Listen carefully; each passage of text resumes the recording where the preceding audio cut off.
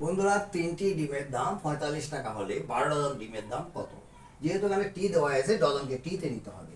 জানা আছে 1 ডজন সমান, জানা আছে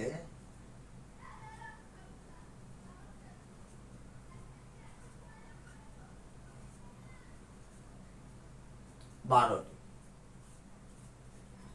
সুতরাং 12 ডজন সমান 12 গুণ 144, ঠিক, সরি, 12 গুণ 12 সমান 144।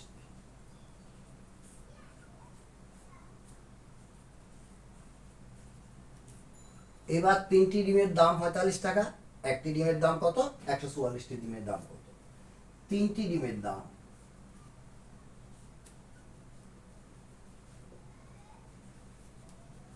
45 টাকা।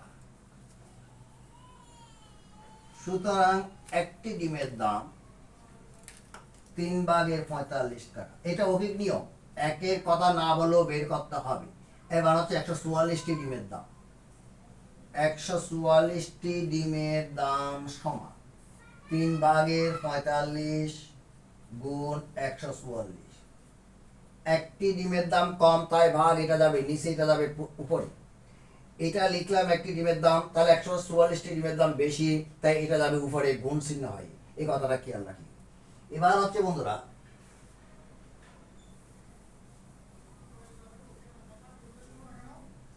3 দিয়ে এটাকে ভাগ করলে 15, 3 15 45। এবার